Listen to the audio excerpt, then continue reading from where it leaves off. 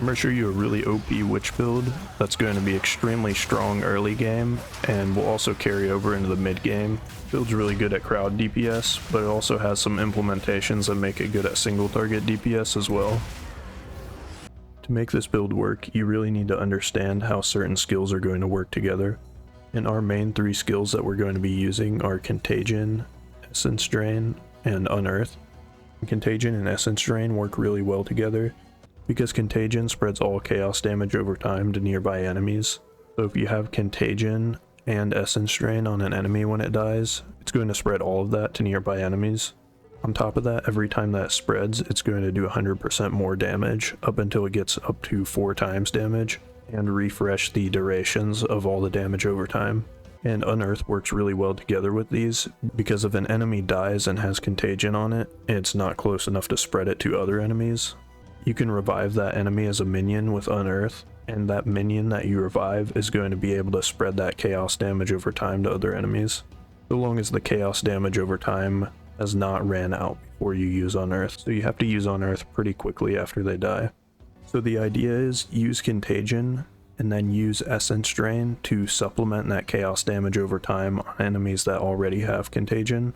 Then when enemies die with Contagion, you want to hit them with Unearth, and the bone constructs that are made from that are going to have Contagion and be able to spread it further. Then you're just going to keep chaining them from one pack of mobs to another, and this will keep that extra 100% damage per spread ramped up for a prolonged period of time. And I'll show you what that looks like.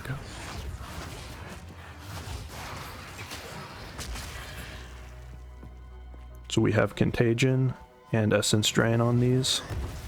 Now they're going to spread it, and these will spread amongst each other. And we can just keep reviving these like this, and this will keep spreading Contagion. And while this is happening, we're going to use our Essence Drain.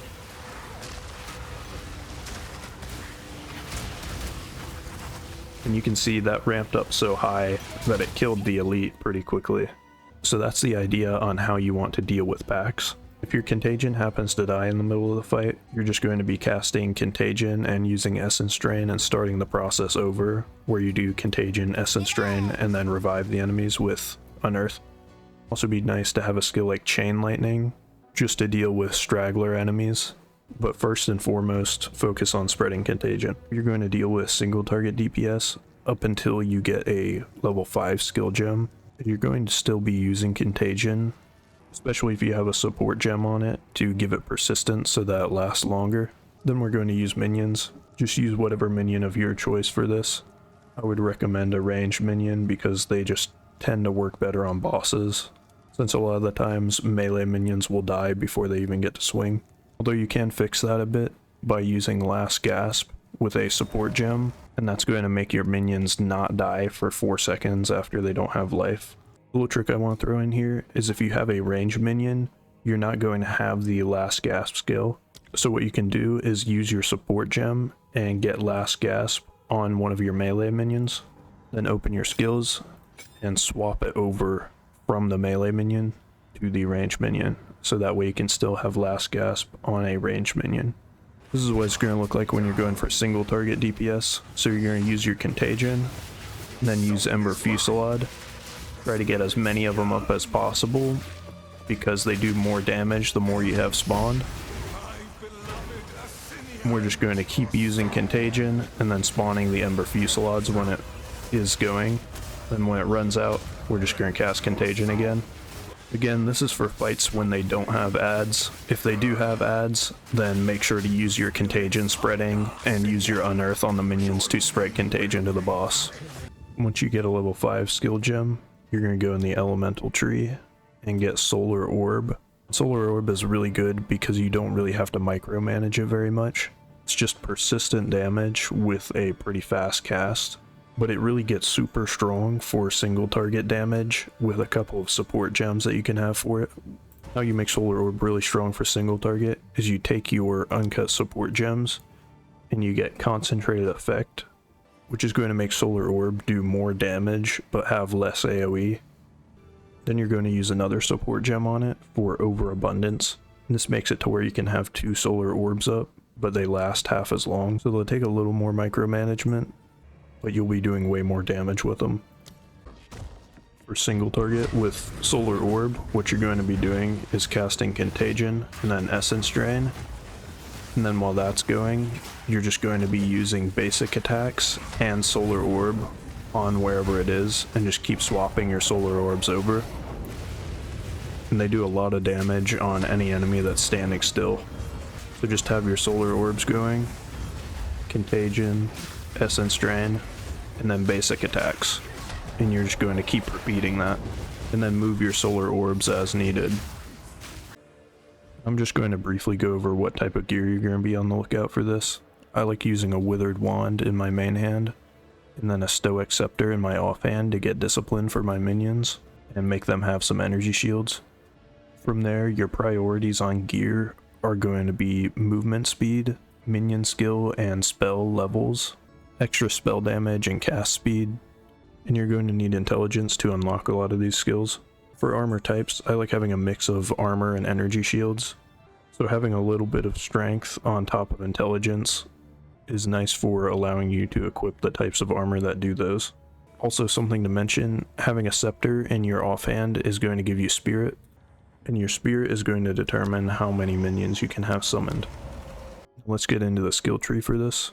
We're going to be going after spell damage, spell crit, and chaos damage mainly.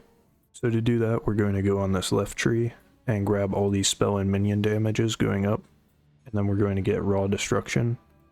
Then we're going to come up here, grab this spell minion damage, and get these 2 chaos damages. Then from here, if you want your minions to do a little more, you can come up here and then grab this big node too. If not, jump straight back to where raw destruction is here. And then we're going to go right and grab cast speed, and then practice signs for cast speed.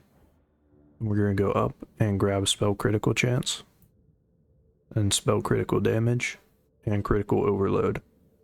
Then once you do that, you can either go for spell or chaos damage. If you want to go for spell, go up, and then go up to here, go right, and drop down and grab all these spell damages until you get potent incantation. Then you can grab some chaos damage by branching down here to here, and then grabbing this loop. If you want to prioritize spell damage instead of that, go from here and go up and grab these spell critical damages here. If you would rather prioritize chaos damage, which again is going to do a lot for contagion and essence drain, then you can go from raw destruction and go here, then to here, and you're going to follow this chaos damage spiral until you get spiral into insanity. And after you get spiral into insanity, go back to raw destruction, which is right around the beginning of the path, and then go up through this cast speed and grab spell critical chance. Make sure to grab this critical overload node too, because essence drain can crit, so this still helps you for spreading your chaos damage. Then go up here, and then you can go to here, and then bypass this spell tree, drop down here to here, and do this chaos spiral. Once you're about level 35 or so, you'll be able to grab all of those spells. Once you're about level 35 or so, you'll be able to grab all of those spell nodes and the chaos nodes. I'm not going to go much beyond that, just because it's beyond the scope of this video, so I think that's sufficient for here. And that's all you need to know for a really strong contagion and solar orb build.